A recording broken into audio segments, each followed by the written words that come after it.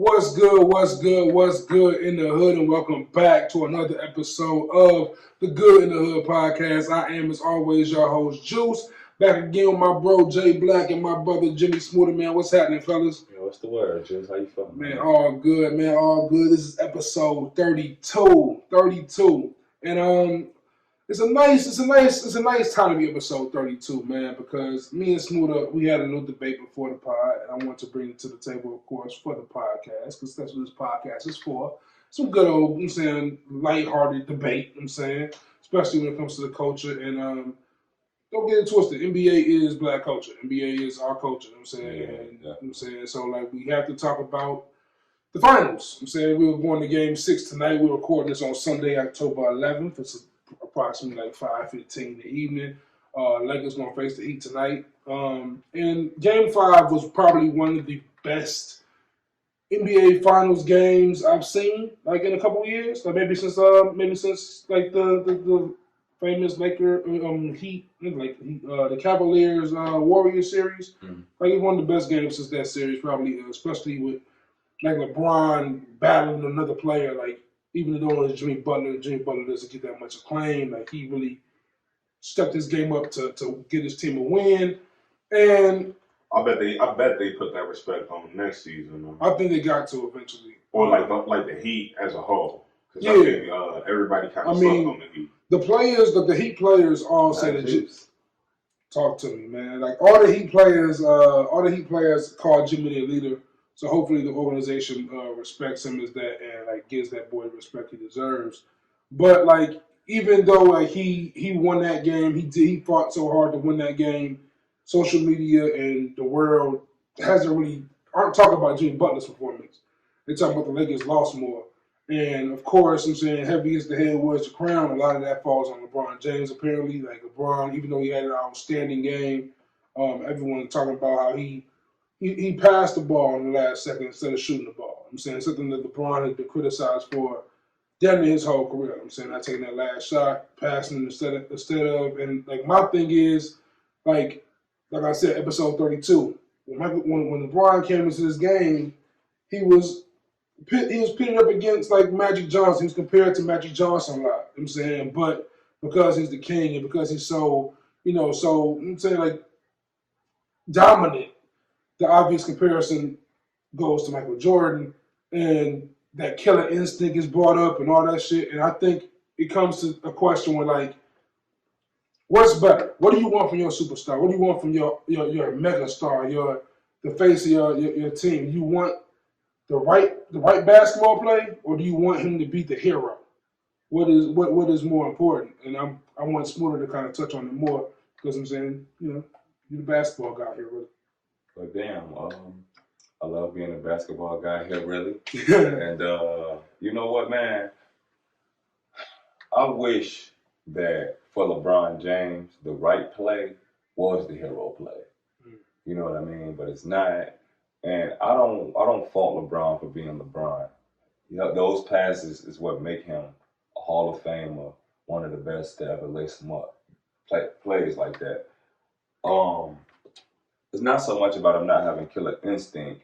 It's the fact that he doesn't have the ability to,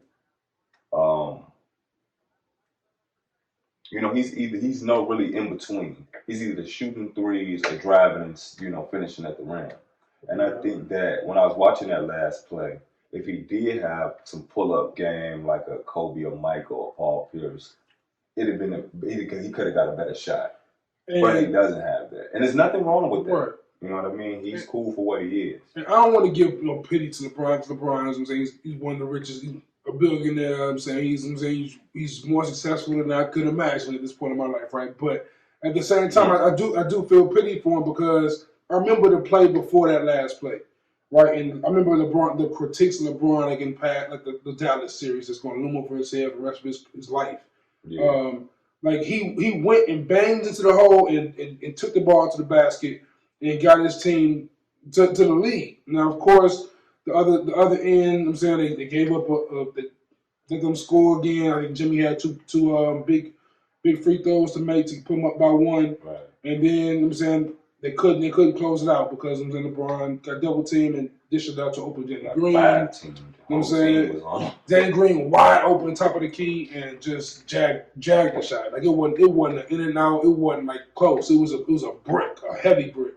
And so it's tough to think of that. But this is a question I always have for people, right? So like Jordan is the guy we bring up. Kobe is the guy we bring up when it comes to this killer instinct, right? We've seen Jordan pass the ball to win the final series. Right. We've seen that happen.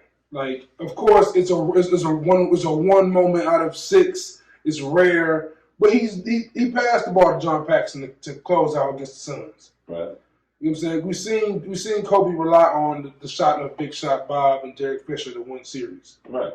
You know what I'm saying? So like, why do we overlook those moments and just look at the time when Kobe pulled the jersey over against the Suns or Mike hits the shot over Byron Russell? Why do we remember those moments for them more so than, the times LeBron, scores 25 in the fourth quarter, every point for his team against the Pistons? Like, why do we forget? Like, why does LeBron?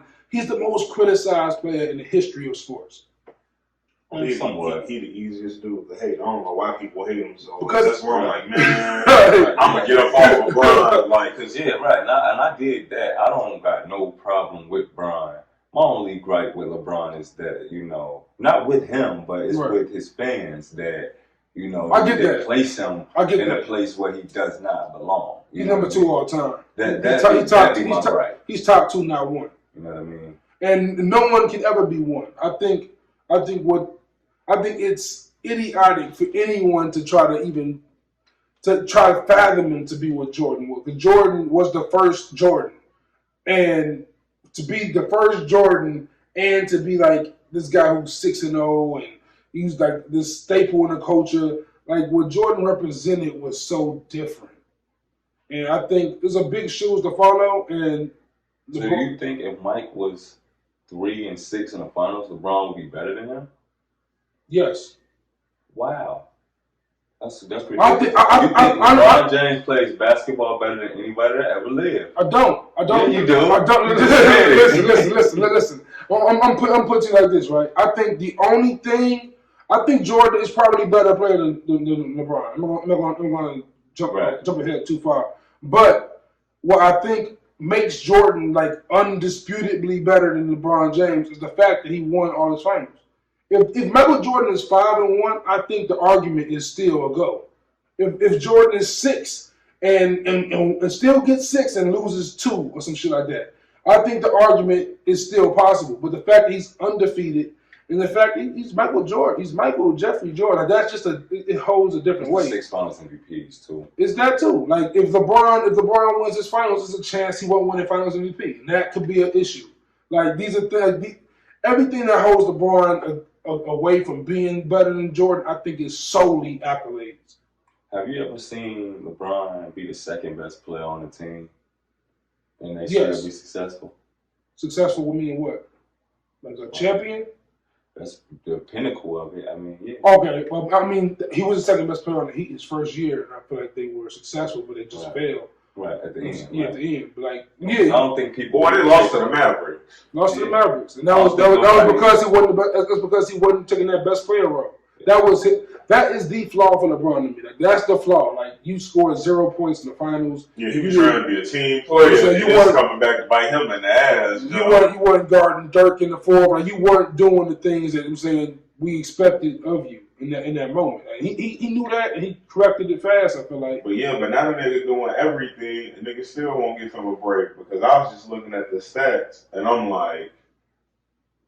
Only 3 niggas had 10 or more points. That's why they lost. You know what I'm saying? And it's crazy because so if you go to the Heat box scores, like at least 6 players had 10 or more points, and I go like little shit like that. It add up over the course of a game, especially in a series like this where you smashing in a whole bunch of games into such a short period of time. Everybody got to come ready to hoop. And when you got niggas who play for 23 minutes and score nothing, man, Kuzma, we see where you at? Look, that's Tristan Thompson all over again. But like, what Tristan Thompson brings don't come up in the stat sheet though. And see, that stuff kind of matters. And see, but also like this is to LeBron, in my opinion, to LeBron's credit. And we for Chicago. I'm a Chicago dude. Jordan is the greatest to me.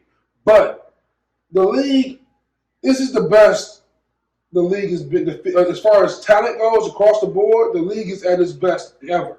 Wrong or right? Yeah, it's a lot of people spread around right now. In Jordan's era, Jordan can get by winning the game, his team not be that great because it's not that high scoring. So if they could...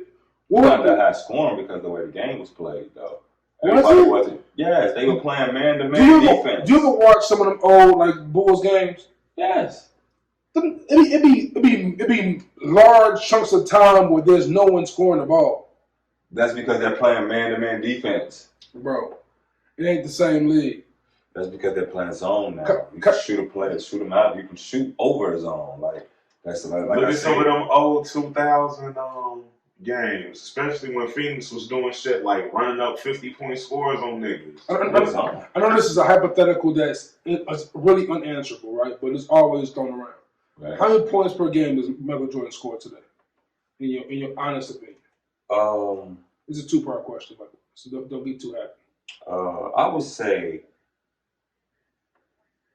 okay, in my honest opinion, I think that he would have made himself into a better shooter because of the course of the league.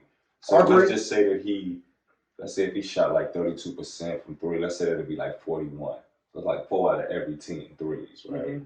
So let's say he makes 10, he shoots 8 threes a game, make 3. That's like 9 points from 3. Then he would get most of his money like Kawhi Leonard does. Mm-hmm. So I would give him like 34. 34. Okay.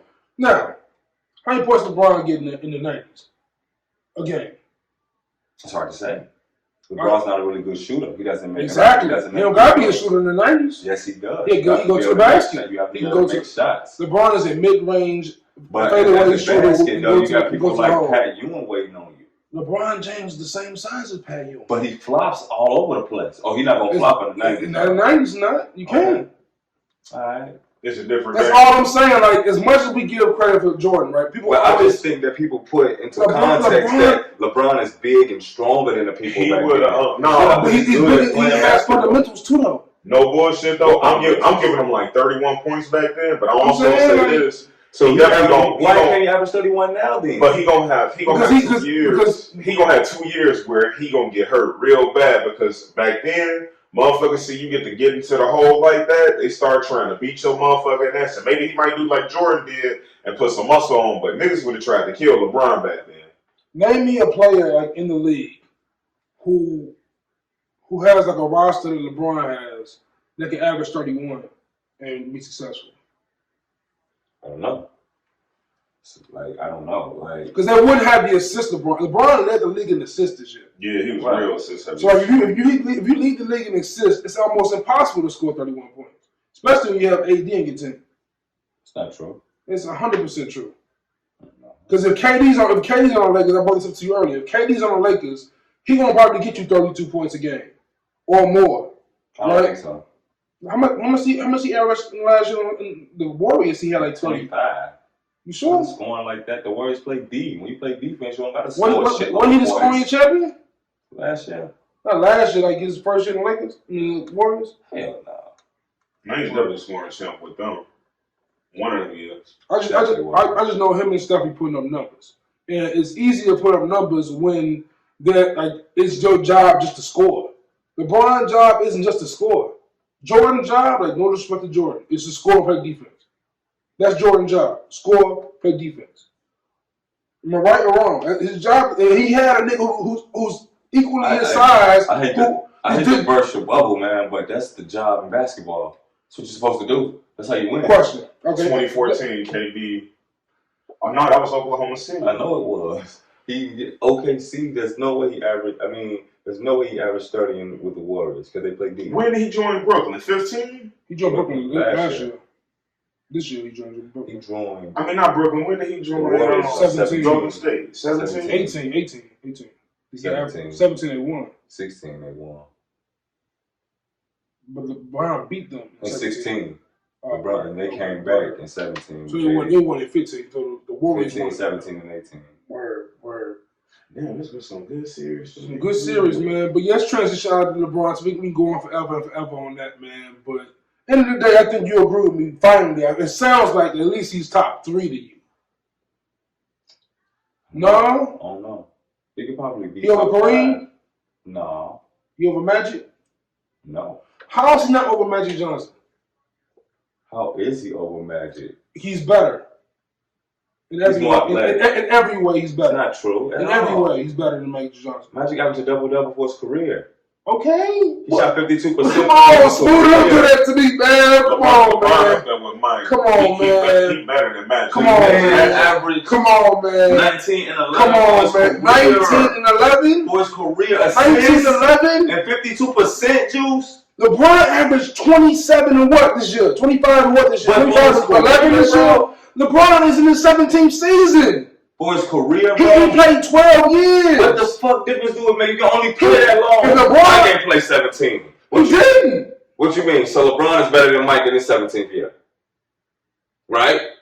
Absolutely. Exactly. He was better than Magic in his 13th year. And LeBron in his 17th year too. Right. And you can have that. He's the best 17th year player I've ever seen. I'll take that. I mean, like, that's, like, I mean, you ain't got to take it. Name a player who been in their prime this long before. He's still in his prime. Can't think of one. You can't. Right. That don't mean nothing. I ain't saying it don't. I mean, so you tell me Magic Johnson and Larry Bird, all these dudes can have short primes, and just because they're great, and that's when it's a shorter amount of competition, it's less competition for them than LeBron got. Facts. Absolute facts. I don't. That absolute facts. You can only play what they put in front of you. That's okay. It's not period. So it's exactly. That's all you can play. One player's in front of you, right? Right. Okay. So, with that being said, if LeBron plays better competition, that makes him better. Does it not? The fact that better competition doesn't matter. Did the Bulls your competition is your competition. Did the Bulls ever play a team as good as the Warriors? You know what? Just since we gotta have semantics, let me see how many games the Warriors won in contrast to Utah. 73-9. No, LeBron beat that team. I'm talking about the team they beat. Right. And thinking about it, no, the Suns were pretty good. Not nowhere near the Warriors. How not? Because they won. Kevin Johnson was the second best player. Kevin Johnson was a monster. He wasn't Klay Thompson. Why he wasn't? But who's better? Who's a better player? Steph Curry or Charles Barkley? To me? In both of y'all, yeah. Who's better player? There's only one got 2 MVPs, one unanimous, and one got 3 championships. I mean, I honestly didn't know who's the better player. The thing about being a better player doesn't mean that because you have better accolades doesn't make you a better player. The Warriors starting 5 that year was at least like that team won 73 games. Right, that's the whole team. Like this team won 73 games. They won more than Jordan's team won. And they lost to LeBron James and Kyrie Irving. Okay, let's put Kyrie Irving in there because it was an important role he played. Yeah, this is true.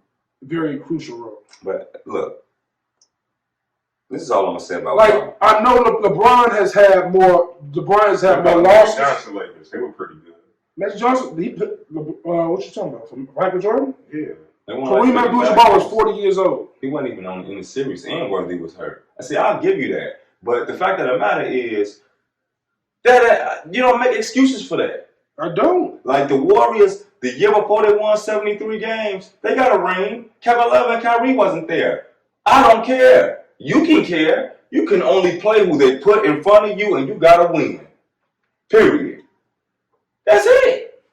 That's how it works. So, okay. Tom Brady, I think Eli, you shit on Eli Manning all the time. Right. But he did what no team could do in one season, what no other team could do. Pull it out on Tom Brady now. Warning. That don't make him just, oh my God, Eli Manning's amazing. It doesn't, no. I agree. So the competition shit don't matter. But what does matter is he beat who they put in front of him. And it don't matter if he beat an 8-8 team, or it doesn't matter if he beat an 18-0 team. Consistency matters. I ain't say it didn't. Like LeBron went to the finals His level 9 out of 10 years in a row. It kind of matters because like that's you mean a 16-0 team, I ain't gonna, or 18-0 team. I'm pretty damn impressed. That's But pretty but it don't make you better than Peyton though. But football and basketball is different worlds because Eli not playing defense. That defense was the reason they won that game. Oh man, because I could have sworn Eli threw a touchdown to win it. He did. Because he could have not threw any touchdowns and then let's be real. Back then, Eli was a little nigga in a big nigga situation. He was like, man, I don't want to be a little nigga. At the same time, that was the least. That was the least points the Patriots scored all that playoff run. That wasn't Eli's doing. That was the defense's doing. Man, there was some good games. Good games. Yeah, good games. And like once again, like with Smooda, like I feel like you know. I feel like you know LeBron is. He's nowhere near Jordan. I'm not saying that, but my argument is that it's so debatable that you have to say he's number two because you can't make an argument for me of Magic Johnson being better than Jordan. You can't make that argument to me. You can make an argument for Kareem, for Kobe. You can't make an argument for Kobe for me. For Kareem and LeBron. See, this is the thing. LeBron has one of the best careers I've ever seen any player ever have in any sport. And some of the best skill sets. But when it comes to purists like I am, LeBron shoots 74% from the free throw line, which is part of the reason I think he passed it because he didn't want to get fouled. I didn't want to do him like that. But he's not really a good free throw shooter. You have to make free throws. Okay. 74% is 3 out of every 4. That's not that good. Okay. I'm not saying he's better than Jordan. He's not really a good one-on-one scorer. What's Magic Johnson's free throw rating like? Like 87. He didn't miss free throws. How many points did he get a game? Like 18. He played with the leading scorer ever. How many points? So let me get this right. Let me get this right. So he played. So who's the best player on that team? Magic. So he's better than Kareem. Right. On that team, yeah. Overall, Kareem is. On that team in the 80s, Magic. Is Jimmy Butler a superstar? His leadership that makes him a superstar. Should he get paid like one next time he gets paid? Should he get a max deal? I thought he already got one from Philly. He got a max from Philly? Yeah, and they traded him to Miami. Yeah, Jimmy is definitely a superstar. Definitely a superstar. Fuck the Bulls. He got intangibles that's just you don't get them in the league. Fuck the Bulls, man. But no, man. Fuck the Bulls. No, man. The Bulls just how you really. I can't wait to see how this series turn on because I thought at first I thought Miami was done, and now I'm like, yo. I mean, the biggest question looming, I feel like, has to be AD's health. With that going forward, if AD doesn't play tonight, like, I think it's still questionable. Like, if he doesn't play tonight, what happens if the Lakers lose tonight? They done. And I'm a Lakers fan. But if they lose, they lose tonight. If it go to 7, it could go either way. Still, I do think they're gonna close them out tonight because they have the type of players that's been there. It hurt watching them lose them Kobe jerseys on. That really hurt.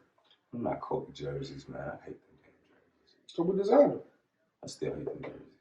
Kobe designer. So what is everyone's Game 6 prediction? I got the Lakers winning. I think it's gonna be. I think it's gonna be LeBron making a statement tonight, personally. I think Kuzma gonna wake up, y'all. I think he's gonna have him. I think he's gonna have probably his best game, if not just this series. I think the playoffs. What are your thoughts on the Lakers role players? You know, when LeBron leaves them in a year or two, it's just gonna be real hard for them to kind of take things up. You think LeBron? I think LeBron gonna stay the Lakers. I think he's gonna end his career there. In the year or two, that man might be tired. I just think he's tired now. If I'm him, just like I'd be sitting in the locker room, like I'm getting sick and tired of feeling like this. There was all goofy ass niggas. There was 2 moments last night. Game 5.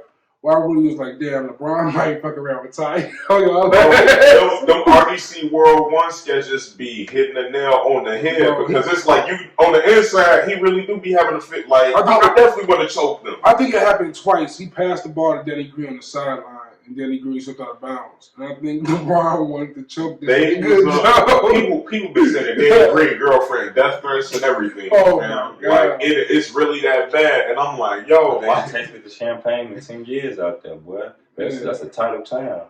You know, when you're a Bears fan, you used to not having no parade, but they had theirs. Let's also, before we get transition to the Bears, we're going to talk to the Bears right after this. I want to talk about the Lakers, like the legacy real quick, because do you realize that Bill Russell won 11 rings? You know what I'm saying? So it was 11-2 going into the 80s. Like the Celtics had 11, the Lakers had 2, I think, or something like that. No. Will had 2, Kareem had 2. Right, but they had 7 though. Yeah, 7. That's how it was. The Lakers had 5 before the Celtics started winning all the time. Then Larry got 3. That brought it to 14. And then I'm saying Magic added 5. Kobe added 5. Paul added just 1 for the Celtics. Like the Lakers have caught up to the Celtics and about to tie them possibly. As a dynasty, like if you go through the players, are the Lakers the best franchise in all sports?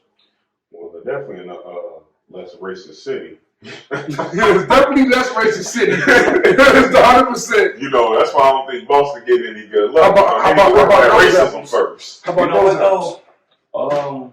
The Celtics though is one of my favorite teams.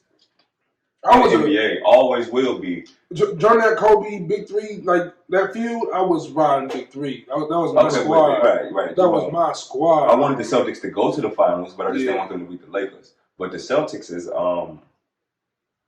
they was one of the first teams to have black players in the NBA. Yeah. I'm not First black coach, Bill Russell. Not Bill I like Russell. him join the Celtics.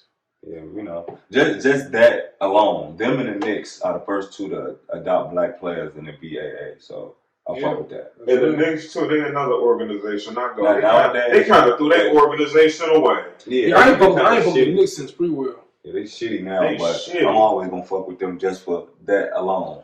But Smooda, I fucked with your transition earlier. So my bad, bro. Because transitions are important for the Good in the Hood podcast. But the 4-on-1 Bears, man, it's a thing. It's a thing. And Smooda hates me because No, you hate me. No, you hate me because I think this is probably the worst 4-on-1 team in the history of sports. Like it's a tough watch every fucking week Because we gotta blow out everybody. Not even. It just You don't have to blow out everybody, but it's like either win the game or lose the game. But every game should not be neck and neck the whole fucking time up until about like honestly, you could turn a Bears game off until about the last 9 minutes. Facts. And get all of the action. And you would save so much And stress. you could save so much time and stress. Otherwise, you just sitting there going, ha, ha, ha, ha. Like, fuck. But what about the bad penalties that they be giving us though? Well, we get bad. We get all type of bad calls. Look, I told my dad that I was through fucking with y'all in the Bears because I'm not gonna have y'all energy around me. I mean, so I'm bratting with them. Good or bad, the Bears are like y'all. Good in the hood, they good in the hood. But I mean, I'm riding with them. I mean, there's no other team. 11-5. There's no other team for me to go locally check out. I mean, I'm stuck with them, but it's fucking painful to watch. Hey, I'm riding with them. Hey, good job pulling out the close win again. That just shows that we can compose ourselves in close games. Does it? Does it? To me, because honestly, I was fucking terrified at the end because we did a good job as far as getting that field goal at the end and getting that lead. But Nagy was an idiot. When you see Nagy and his horrible time management there, like you gave Tom Brady the ball back with 1.5 minutes on the clock. I said that. Like that is. Oh yeah, I lost a whole lot of coaching faith in him. That was wild. Yeah. That was a wild. But what the defense do though? Defense is their job. It's their job. And what they've been doing every week. But Tom Brady's like, they give you the ball back, and then guess what happened? You go home. How long defense standing up? up? How long can you play like that? As long as you win.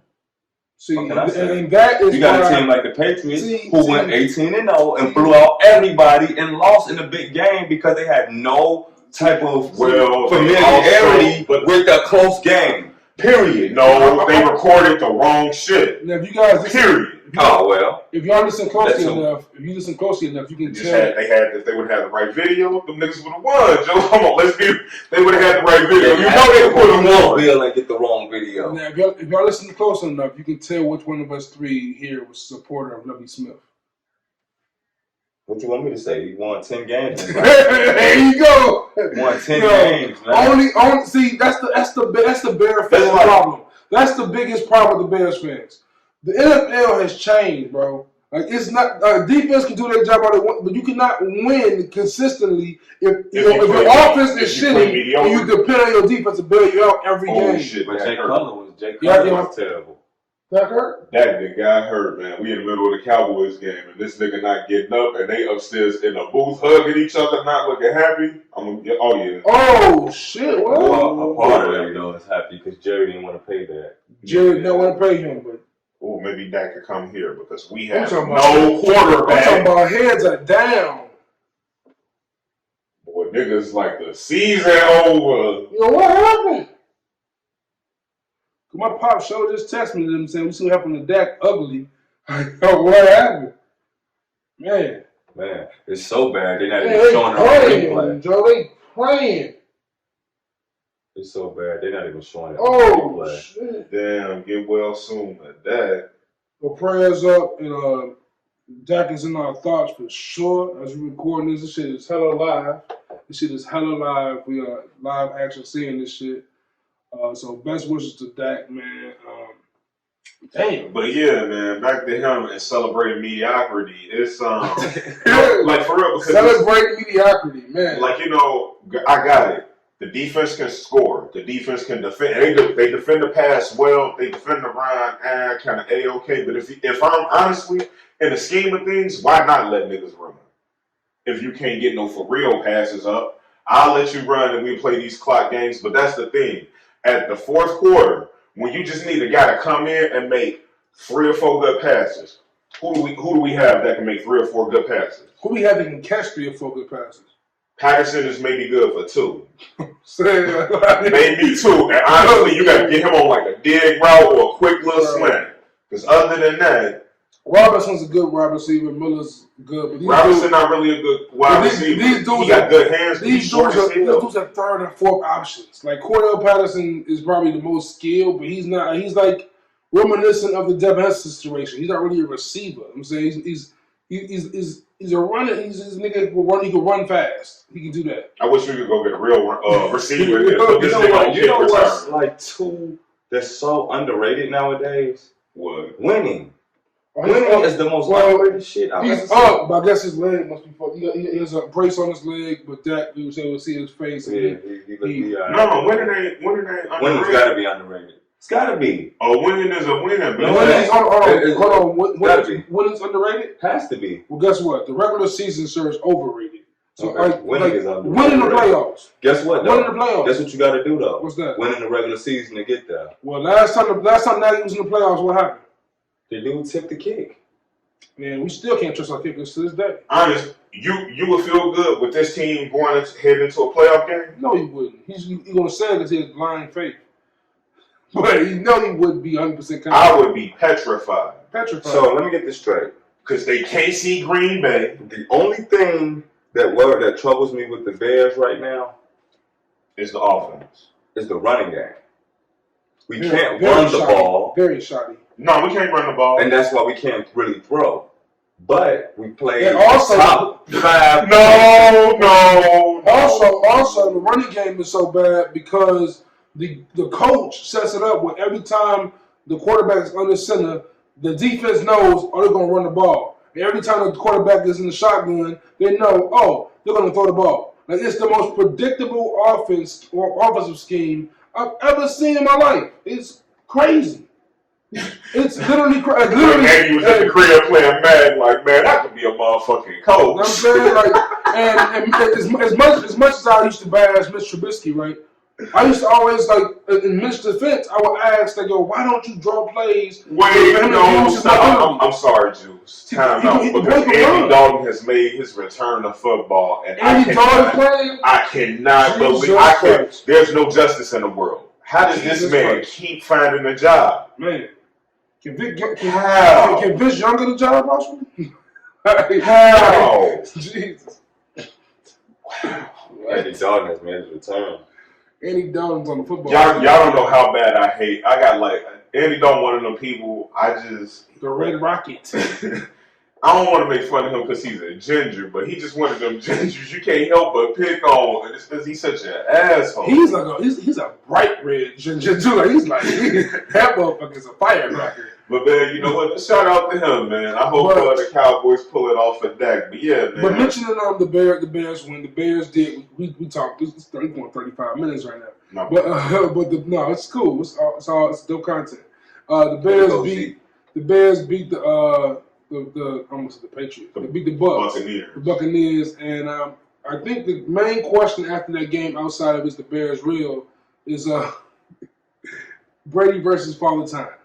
Oh my God! The Bears are so bad that now they're questioning Father Time with Tom Brady. Oh God! No, their defense is so good that they question the Father Time. No, not even that. No, I'm questioning it because my man Tom Brady lost track of the downs. But personally, the defense did to his ass. Concussions. Yo, like when your head, I don't know about y'all, but I remember used to get up after plays, my head be ringing, and I can't see shit. I'm like, damn, I just hope I fall in the right place. For real. That was a real concussion. I'm like, damn, it just wasn't in the stars for me to play. But I would have died out there with y'all. That shit was too fun. Whenever that happened, I used to stay in the ground a little longer. I'm saying, guess my breath. Like, all right, y'all niggas think I'm crazy. I'm just trying to get my shit together real quick. But this honestly, if I'm Tom Brady or if I'm the Buccaneers, if I'm a Bucs fan, I'm not panicking right now. I wouldn't hit the panic button because they haven't had a real chance to get settled in. And like I said, and like we was just saying, no, a good defense and a good ringer to the head, it will kind of make you. I think Tom kind of knew, like, you know what? Whatever we was practicing, whatever we've been doing, we need to go back to the drawing board and maybe start from Bruce Arians, or the offensive coordinator, he's saying that the offensive lineman had a pretty good week against Aaron Donald or one of those other guys, and he tried to single cover Mac, and that just wasn't. That's not a smart thing. It wasn't because he used in Brady face all night. And it was literally one time he was sacked. They showed a video of it. I thought it was hilarious. When Khalil Mack sacked him, Brady looks up at Khalil Mack and then rolls his eyes like, this nigga again. Like, y'all keep letting this dude Khalil Mack. Yeah, don't ever not double team Khalil Mack. Brady looked defeated. He's not used to having an offensive line. He's not used to having inconsistencies like that. So that begs to also another question for Brady. Who misses who more? You think Belichick misses Brady more or Brady? I don't think Belichick missing a damn thing because I don't either. You got Cam is athletic. Yeah, we really don't give Cam enough credit for, like, when I think about and I really thought coming out of Auburn, Cam was gonna be, that's where he went, right? Yeah. Mm-hmm. That he was gonna be mobile only, and I went, damn, Cam really knew his play schemes. Mm-hmm. He made pretty good adjustments as a rookie. Mm-hmm. As a rookie, he made pretty good adjustments, and I'm like, damn, Cam kind of. Yeah. He kind of smart when he come to getting these playbooks down. And I'm actually excited that Cam is like in this position where he is right now, where he's kind of the underdog in this contract year he's in with the Patriots. Because I remember when Cam was the backup for Tebow in University of Florida and had to be transferred after being at a junior college, and then he went to Auburn and got some notoriety. So I'm glad to see him now have to kind of figure out how to be that dude again. But it be shit like that make you really go and think, like, damn, do they really see a black dude and go, yeah, that's just not my quarterback? Because, you know, Tim Tebow, he had a phenomenal college career, but honestly, from the moment he entered the draft, everybody said he ain't gonna be quarterbacking long in the NFL. And he was the fuck up out of that bitch. That boy had a noodle for But remember fat ass Jamarcus Russell could damn throw 60 yards on his knees, they used to say. I'm like, we're gonna throw 60 yards on his knees. Man, they say this nigga used to sit down eating a sandwich, throwing the ball across the damn field, and I'm like, but he just He played himself. Bruce Eugene, he was the was at least trying to know the plays and shit. He was a dude out of Grambling, an HBCU quarterback. He was mobile and had a cannon for an arm. Nobody ever looked at him because they ain't even playing real ball at HBCU. Yeah. But, kind of one. But I'm glad to see Cam shining, bro. Yeah, and mentioning Cam, let's transition to the rest of the league. His replacement over in Carolina, my boy Teddy Bridgewater, got the W today over the Falcons, who look like they are ready to probably break up that whole team. Matt Ryan looks like he has no O-line. He just terrified every time he gets behind the center. The Chiefs lost to the Raiders. I don't think you guys have watched or seen the highlights of a few of the Chiefs games. The Chiefs they look very kind of sketchy. They played great against the Ravens that Monday night, but outside of that game, they haven't looked that impressive really. It's been close calls. COVID is taking its toll on sports. Yeah. That's really what it's coming down to. Yeah. Because some of these teams, like I'm even looking at the Texans. It's the lack of the preseason. And I go, there's no reason teams that are normally this good. Mm-hmm. I mean, you can't practice as much as the practices are being affected, I'm sure. A lot's going into that. And then, as I was watching the games, earlier, I'm like, y'all still letting fans in. And if you're a true fan, I would go, man, just in case I got anything that might get on these stars that I need to win the chip that I'm betting on, let me stay away. But people sitting all up in the stands, picking their toes, all this extra shit. It's like they was in the Ravens game, and as Lamar Jackson, he struggled because he was feeling kind of sick during the week and didn't practice at all during the week. So he tested negative 2 times, so he was able to play. And he just had a pretty bad game, but they pulled it out because of defense. This is going to be the year of flu games. Honestly, sports wide, because people going to be having flu-like and COVID-like symptoms.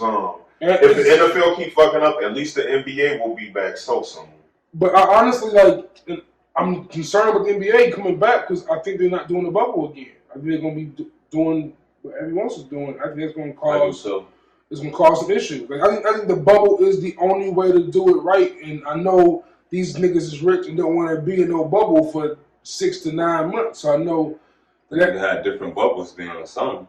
That's what I was saying for NFL. It should have been 3 bubbles, 10 teams in each bubble, like they're gonna find Chicago, New Orleans, and Vegas and shit like that. They should have warm water climates and domes. Yeah, I mean, as far as destinations for teams, you can put pretty much everyone in the middle of Chicago. And the AFC, right? Yeah, AFC North and NFC North could have been there. You know what I'm saying? You can one thing I'm calling it now is unless a cure come out, something gonna happen in one of these sports leagues, and it's gonna make them have to go back to the drawing board and go, okay, let us take the right precautions, because every time they cut corners, they come back and they bite them in the ass. Yeah, and I mean, it's tough, man. It's really tough. I don't know where this is gonna go. And transitioning to the Cowboys. The Cowboys, we watch this game is on right now against the Giants, and you heard about that Prescott going down with assumed leg injury of some sort. And before this game, he had over 450 passing yards each game prior to this, and they're only 1-3. This injury probably going to hurt this what I'm talking about now, but do you think he's going to get paid? If not by the Cowboys, you think he's going to go somewhere else next year? Mm-hmm. Because his skills have already kind of shown and proven themselves. Do you think the Bears will have the balls? Mm-hmm. Nah. Not for him. Yeah, it seems like it's an apparent ankle injury, right ankle injury. Damn. Yeah. The thing, that's ugly. That's ugly. Super ugly. If they don't draft another probably garbage quarterback, then they'll probably sign somebody in the offseason. I mean, Jerry Jones so damn dumb. He might fuck around and give Andy Dalton a bag. Boy, if Andy gets the playoffs, Andy gonna get the bag because Andy is right up Jerry Jones kind of alley. Hold on, everyone be quiet because Smooda might do his thing. You want to say the name yet, Smooda? You want to say your favorite quarterback's name? No, what's my favorite quarterback's name? Tony Romo. What about him? He's pretty awesome. Smooda loves to be the open quarterback. I ain't gonna lie to you, man. But he killed me for loving Cutler. You kill me for loving Cutler, but you love Eli. Bro, you shitted on us for loving Jay Cutler, but I'm like, at least the man can get it down the field. But Eli, man, first of all, Romo just wasn't clutch. In every form of football, he was better than Cutler. Period. Outside of the fourth quarter. Outside of the clutch, right? He just was terrible in the clutch. That was all. Okay. Romo was awesome. And staying in Dallas, man, shout out to Dallas Mavericks owner Mark Cuban, man, who helped find Delonte West. Delonte West was like homeless out there looking strung out. I was hoping it wasn't really him. I thought the internet was trolling, but apparently it was him, and he's helping him get rehabilitated. I saw like a picture of him on horseback, just smiling, which is.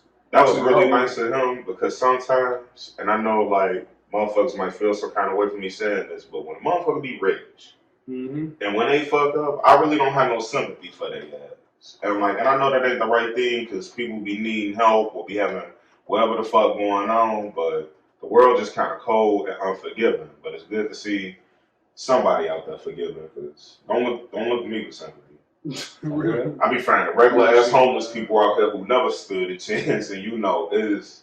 Right, it's like the only people that didn't play in the NBA. Real shit. So Delonte West, you in our thoughts as well as Dak Prescott.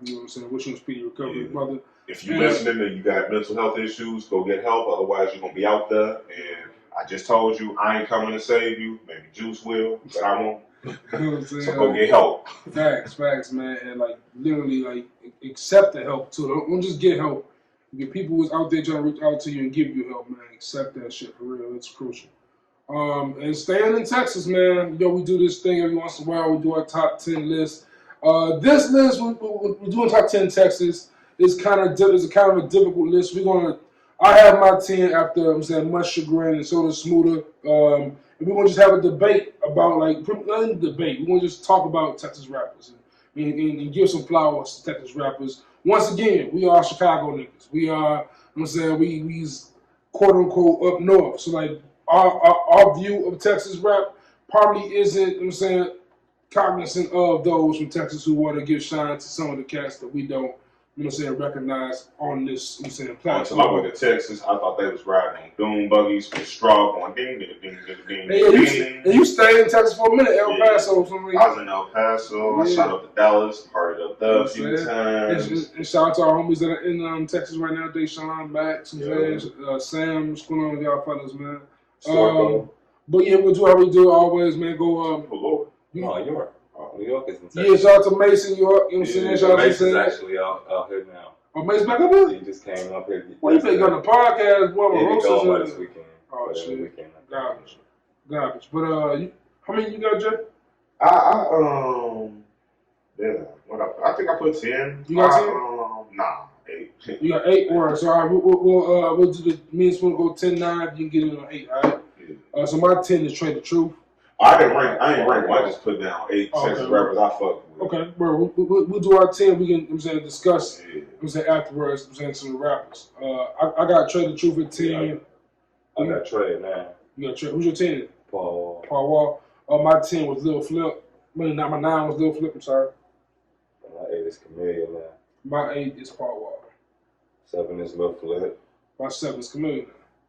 6 is Mike Jones. My 6 is Slim Thug. 5 is Slim Thug. My 5 is Travis Scott. 4 is DOC. 4 is DOC. 3 is UGK. See, I split them up because I'm a little bit more of a fan of one than the other. My 3 is B. You just can't give me Bun without Pimp. You You can't give me Pimp without Bun. I have what? You ever heard Sweet Jones album? You ever heard the Trill album? Yeah, man, but I still like them both together. That's I do too. I prefer some.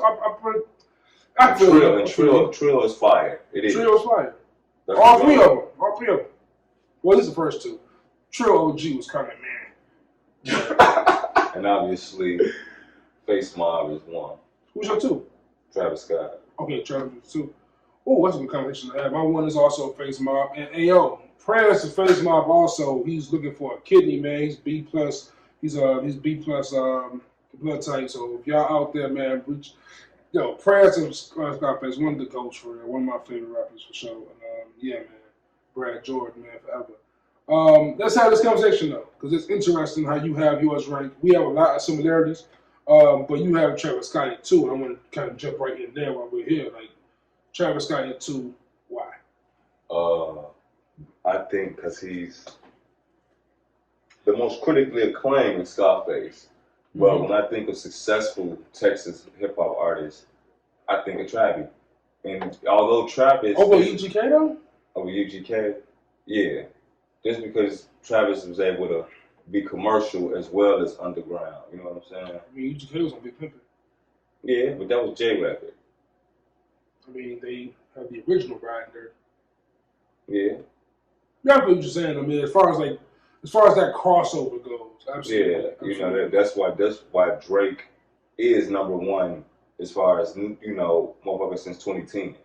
You know what I'm saying? For me, because he got the shit that I like, but then he got the shit that everybody like too. So it's like what I'm about to say. Yeah, I mean you can't argue that. You can't knock a dude who got a song like I'm saying Lord Knows and a song like Hold On Coming Home on the same album. Like yeah, it's pretty true, man. Jay, gonna get your 2 cents in here, man. As far as the y'all left off Meg Thee Stallion number 1. Okay. Huge. I tell you what, a person who did not drop a single studio album. Here we go. That's what I want to get to. Please. Has hip hop by the nuts right now. Anything that she drops, touches, is going to turn into instant gold. And the thing is, it's like, for the most part, yeah, she might be talking that woman shit, but that's the thing.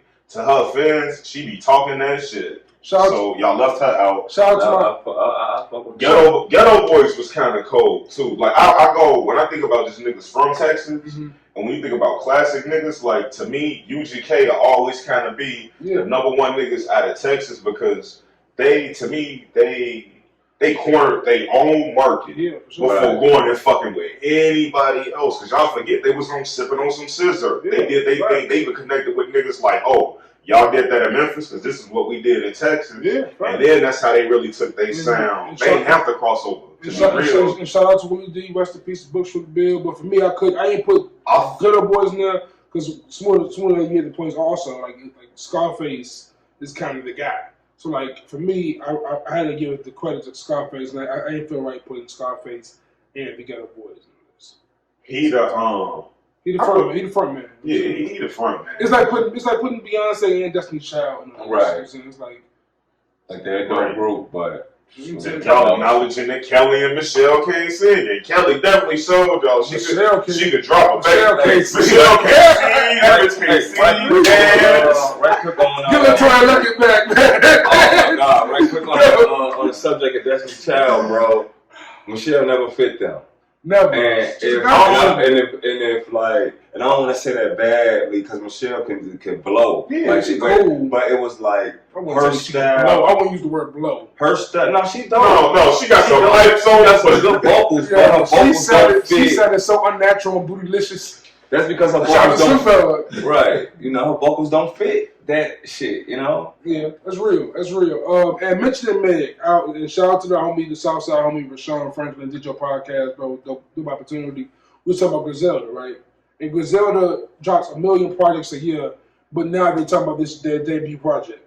Nigga, that is not your debut project. So Meg Thee Stallion, Sugar exists. That's a project. Like it's not the debut, it's not an album. But Savage is a hit song. What's the other song she had with the Big Old Freak? These are big songs. Like she got projects. They haven't been sent out like an album, I guess. But I can't put Meg over anyone on my list. I feel maybe Lil Flip. I wish the hell I would. Game over. T.I. gotta kill Lil Flip. Honestly, the only niggas I see only heard on y'all list is definitely over her. Trav, Sky, UG. Trey was the truth, but Trey just ain't the truth for me. I take that. And big shout out. Me and Smooda both mentioned the name, so we guys. I want to just double shout it out because he doesn't get enough love in these streets, and that is, I'm saying, the DOC. He's more than just Erykah Badu baby father. I'm saying the man was a lyrical assassin. Yeah, straight wordsmith. Nasty with it, and yeah, shout out to him. But another thing I want to mention was Devin the Dude deserves credit. I almost put him on my list, but He just ain't got the records that a Chameleon, Paul Wall, Lil Flip guy. And I want to show love to Trap the Truth for sure. Trap the Truth being consistent for me. Yeah, he dope. Y'all really think Chameleon that music good? Well, y'all fuck with Chameleon that music, honestly? I fuck with his movement with Swishahouse because it's more how vital it was to to like how when we talk about R&B and the shit we listened to Pretty Ricky while we was getting some, G. That's a part of our history as far as if we do R&B groups, I have to put Pretty Ricky in there. No, you for that sentimental part. And I don't mean in the sense of every R&B soul group ever. I'm putting but I mean as far as Pretty Ricky, bro. I'm not all the way sure about that. Not all the way sure about that's that. R. Kelly, I'm sorry. It's not R. Kelly. That's P. Diddy and fucking... R. Kelly wrote that, though. We didn't know the beat, though. That nigga said, baby, turn around. Like I no longer, can't hear that correctly. But Kill's a nasty nigga, man. I think I agree with you, Juice. Like it'll probably be B2K before them, but when dude went solo from Pretty Ricky, that's when it kind of Pleasure. Pleasure. I thought his solo project was. I'm mad as hell when that dude name just now. But I'm so bad for knowing this name. Time out. It ain't even funny. I'm mad at him for knowing that nigga's You know what if you can't really go on Pretty Ricky and then go there making them play. The little kid song. Them niggas had a movie.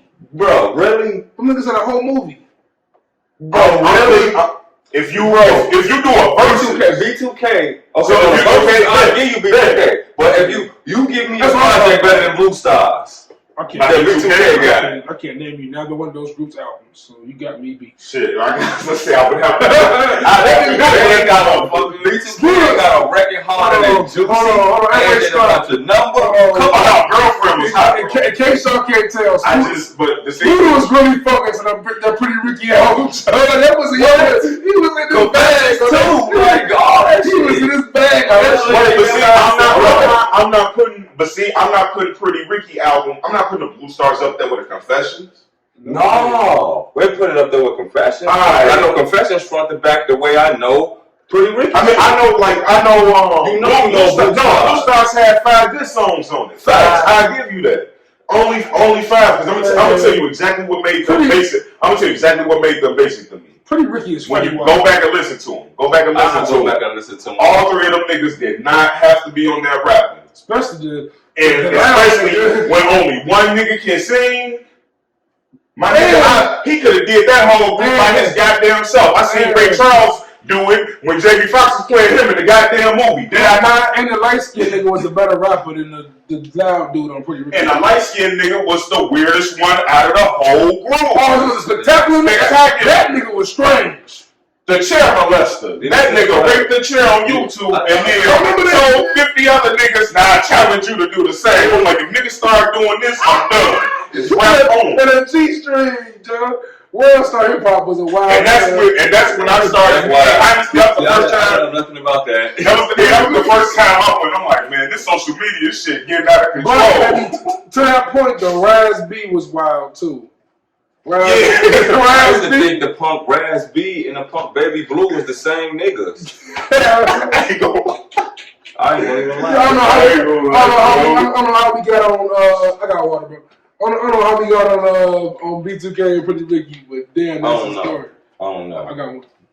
But yeah, man. But I mean, so I like honestly though, like. Pretty Ricky. Pretty Ricky up there, but it's B2K first. They look as a young nigga. I remember dating a chick, and I remember her going, "Have you heard this song? Have you heard?" I'm like, "No." Hits. That's all I can say. All right, that's all I can say. That worked. That's all because they did have them hits. They did. Yeah, they killed every BET Awards, bro. Back when the BET Awards was something to watch, because now it's like watching the Coon 3-ring circus sometimes. Like, what, man? Have you watched the BET Awards show lately? No, I can't. This wasn't bad. This year they had Kobe. They had the tribute to Kobe. This 2020, anything in 2020 really don't count because everybody was soft, humble, because we was all on punishment. Niggas weren't trying to cut up. Flashback to 2019 and be like, yeah, this was some stupid ass shit, bro. Watch it at all. Definitely ain't watched an award show in quite some time. But staying on, it's a big Texas segment, man. We mentioned Meg Thee Stallion. Gotta talk about it real quick. No, we don't. No, we do not. So on to the next topic. But he got charged. That's good news. He's charged. You know why it's not good news? Because sucker ass niggas, man, doing sucker ass nigga shit got caught doing it. He didn't get caught. He got told on. Them charging him is almost like, man, we done had enough pressure and blah blah blah about it. Let us do something before they start rioting about this. Because honestly, when they first released him, it looked like he was released on his own recognizance because they weren't worried about charging him. Honestly, you know what I think happened? I think the nigga reaching that album, brought more eyes to him, and I think that kind of fucked him up. Well, you should have dropped that album, bro. Now asked me to do 22 of them things. Just like OJ, you shouldn't have wrote that book. You shouldn't have recorded That's what did it, though. He dropped the album. Talking about that shit. Like, he just stayed quiet, or at least, like I said, I'm not going to talk about too much. He would have dressed it like a man instead of like a punk, and maybe something else would have occurred. But bro definitely addressed that shit. I'm not calling that nigga bro. Dude has addressed that shit wrong, and they get what he deserve now. So that's enough for that topic. Last week we talked about power. We talked about power last week with the homie Josh and Ev, and I've been anxious to talk about this show on this podcast for a minute. This show right here is. And Smooda called me one day in like the middle of the night and said, "Yo, Juice, have you watched this show called Lovecraft Country?" I said, "No." He said, "Stop what you're doing right now and watch this shit." Literally stop what I was doing. I'm saying, I give you like 13 shows a week. You did, but I'm also watching like 10 animes because you was like, I'm watching the animes. I'm behind on shit. Listen, everything that I ever be like, watch, fucking watch it. Not y'all. Everybody else, because I'm done giving y'all niggas shit. I'm watching that. I'm watching Money Heist. Watch that shit. I'm watching. I like Money Heist, but I'm gonna try it again though. I'm watching Fargo, Lovecraft, Power, My Hero Academia, Rick and Morty. I'm watching all these things simultaneously. Still, y'all listen to music. I'm listening to music nonstop. Bro, what you look? I be music on my phone, a song on my iPad, a MAD controller, and I still be on Zoom with my whole class with a notebook in one hand. On every resume, motherfuckers I know. All my resumes have one lie on it for real, and that's I'm a multitasker. I'm not a multitasker. I think that's probably the only true part on my resume. Ability to multitask. They don't even in school they think I'm real smart and be paying attention. I be having the most epic Madden games while discussing the history of modern art. So like the fact that you can really watch a show like Lovecraft while playing the game is amazing to me. Like I be missing shit while just sitting there just watching it. Like I be fucking around getting lost on Instagram and shit. If I'm on Instagram, I can't watch the show. Yeah, I definitely I damn near put my phone on Bible. You know what I'm saying? I definitely have to be into the show. I can't. That's how I sing the shit with Letty. But yeah, let's talk about this shit, man. But the first thing I want to talk about is how do y'all feel about? Because I didn't see this part coming with the Emmett Till being shown. I thought that was a very powerful little moment to do that. I think that it was important to the storyline too, though. Considering remind us what it is. It's a historical, and at the thing, it's a historical drama, but it's just science fiction based. And I think if they have a season 2, it's going to be more and more good stories. They have to have a season 2. I have so many fucking questions. Netflix even got a show, or not Netflix, Hulu. They got a show called Monster. So Monsterland. Monsterland, and one of them is like at the end of it, it's a dude pulling a gun on a shadow monster, and the shadow monster just trying to live, and he throw his hands up, and I'm like, yup, they finna start having more and more. Who's in there? Is it Michael J. White? It's a whole bunch of random people. I ain't even made it all the way through yet. I'm only like Monsterland. It's like 3 or 4. I'm only 3 or 4 episodes in, and it's different people. I haven't started The Boys yet. Like, that's how, like, I'm saying, season 2. I haven't got to the boys season 2 yet. And the boys, that's another one. They hit on the real life issue of how men take are predatory on women and try to take advantage. Yeah, so dope. That was dope. Oh yeah, because they took Buddy ass down the whole page, Joe. So let's get to the shit though. Yeah. Let's get to this. Love has been insane. Spoiler alert. Lovecraft, bro. It's like I'm in this weird place with Lovecraft, right? Where like I think it's genius because they have all these things going on kind of separately, but they're still stringed together, and it's not. It still fits. Everything still fits in the pieces, but there are some parts where I'm like, come on, what the fuck is this? Like the Korean shit, when the girls like eating niggas' lives away while she fucks them, was the wildest shit I've seen in my life. That might have been, other than that, I would do a lap around the block. It's a succubus. I never heard of a succubus before. You ain't watched South Park. No, I'm cool. I was cool on that. I saw one episode of South Park. Some dude put the dude's parents in the chili. I was out. I was done. Yeah, Carter killed that dude because dude took his money. I was done. Joe, I was like, yeah. Hey, dude. I saw two episodes. I saw the one episode when it was like the National Association of Man Boy Lovers. I'm like, yo, what? Man Boy Lovers, but dude thought it was Marlon Brando lookalikes. I'm like, this show is OP. Right, but you know that NAMBLA is a real thing. Like Which one? The National Man Boy Lovers Association. It's a real thing and a real place with real I always touch on like they always touch on the truth. Man Boy Lover Association? Yes, bro. This has been a thing. That's illegal. So anyway, back to love. These like every episode will be damn good. And honestly, these people, these motherfuckers will go. It's on my nerves. These motherfuckers will go sit in front of Congress and they'll waste your tax dollars and they'll be like, I should be able to go on a date with this fine young boy right here. And the fucking Congress be like, lock this nigga up right now, but you can't because it don't. According to the law. I'm with you because like a lot of them senator niggas look like the old Catholic priests. I'm in agreement. Right. But back to Lovecraft.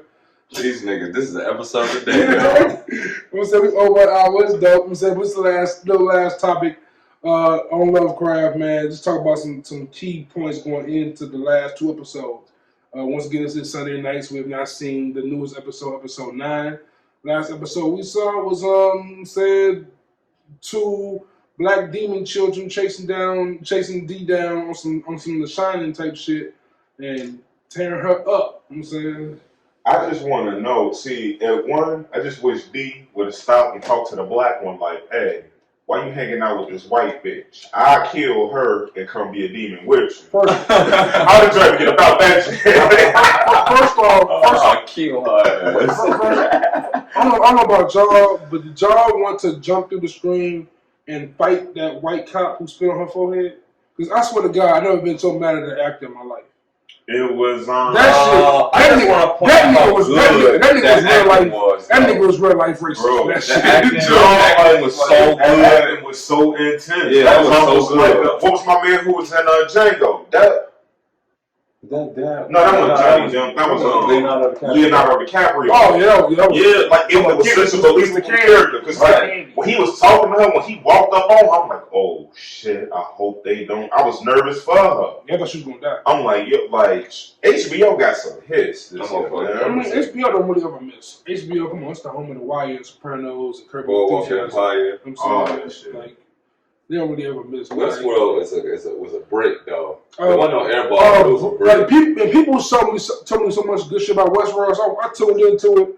That might be the most boring shit I ever got to watch. I love season 1. Yeah. Season 2 is the longest watch of my life. But I'm hoping they can pick up Game of Thrones too, right? Yes, it Game of Thrones. Like George Martin.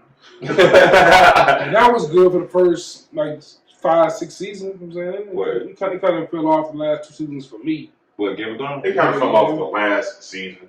I thought the last 2. Season 7 was kind of mad to me. Like I was loving it. Everybody was setting each other up for the ultimate betrayal. I'm like, damn, one nigga literally finna be standing the way y'all backstabbing each other. Wait, what's your favorite scene in Game of Thrones? Favorite scene? Other than the Where Wedding. It's my favorite scene, so it wouldn't be option. Favorite scene. Probably when Ned died. That shit, I'm still shook about that shit.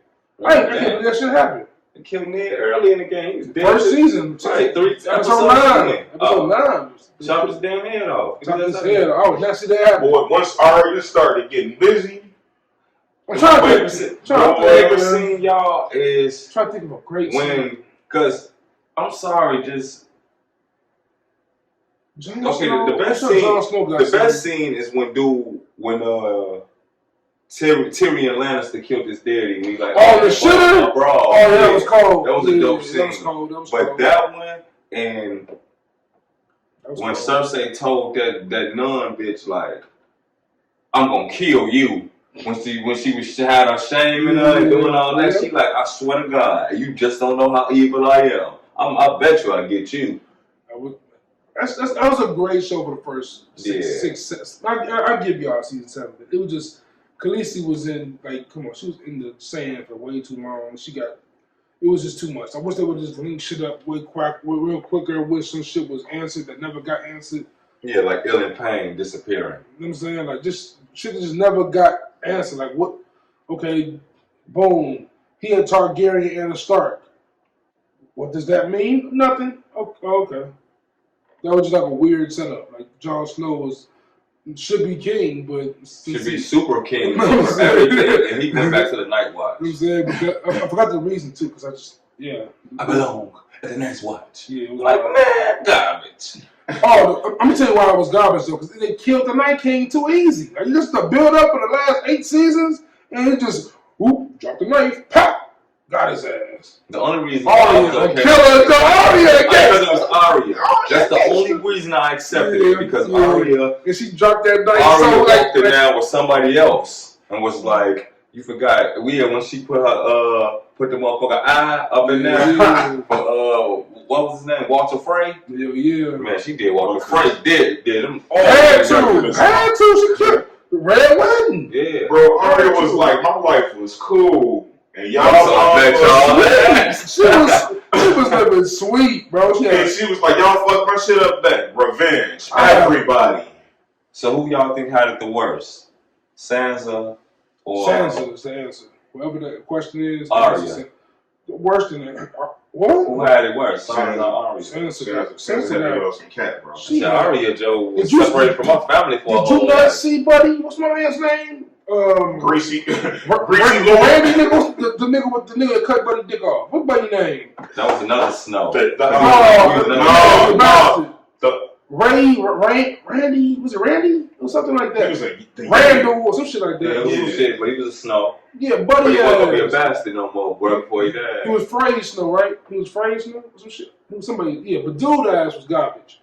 He was raping her. He cut my man Thin's dick off. You fucking just all that shit. He ain't want shit no more. Thin went worth a quarter. Boy, your name is Reek. You know what I'm saying? He couldn't even look another grown man in the eye for a good season. He checked him. That's Rob Stark's best friend. Yet the Stark family got tore up from top to bottom. I mean, probably had it worse as Bran, because Bran literally, his body wasn't. All the Starks, Ned had it the worst. That was the weakest part of it, though.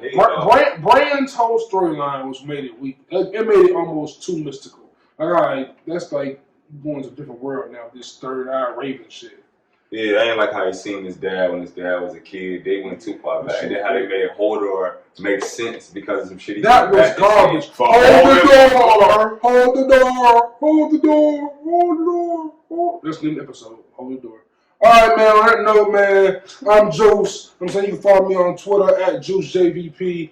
Follow me on Instagram at Juice in the Hood. Don't be a menace, by the way. And follow the pod at Good in the Hood Pod on Instagram, and Good in All Hoods on Twitter. You can follow Jimmie Smooda at Good in the Hood Jim on Instagram. And that's it, because, Yeah, on Twitter. And you ain't on Instagram, you on Twitter as... But you can follow me by getting off of social media and getting back out there into the world. Yes. It's a lot. But yeah, if y'all got any suggestions on topics, y'all want to join the show possibly, we do have Zoom. We do Zoom interviews, so hit me up on the email, goodinallhoods@gmail.com. Also, shout out to the BKC Network Blank Canvas Creatives, BKC Network, at BKC Network on Twitter and Instagram, man. And as always, man, rest in peace to the homie Tiara. Rest in peace to Mama. I'm saying, just the man. 2020 is tragic, and everyone just stay positive and level-headed out here. Rest in peace to Miss Antoinette. Shout out to my homie Moon. And yeah, man. On that note, we is out of here. Not just yet. Oh, he's back. So it's Smooda shout outs. R.I.P. my man Troy too. Yeah, Rest in man. peace, Troy. Rest in peace to Troy. And I want to give a super special shout out today to my man, my homie, my main man, Joshua Caraballo, as he like to call himself. My homie, my Puerto Rican homie, my bear mate. You know, he believe in the Bears like I do. And I just want to give you a shout out, Josh. That's damn near a pause. A bear mate? My bear mate. Like in Bro, y'all are so homophobic. Jeez. You saying pause? Bear mate? Yes. What is a bear mate? His bear teammate. I've never even heard this term. That's a pause. It's not pause on location. It's just pause on some like weird shit. I ain't got to pause a damn thing that I said. Hey, I'm a fan. I'm so glad that this is still recording. I'm a fan of Killer this is like an outtake in, like it's an outtake in the episode. In the shout out. It's an outtake in the episode. It's like Inception. Shut up. But yeah, man, on that note, we out of here, man. On prayers up to Texas. Lakers in 6. Lakers better be, because you said 7, they out of here. Yeah, man. That's the momentum and the way of the world.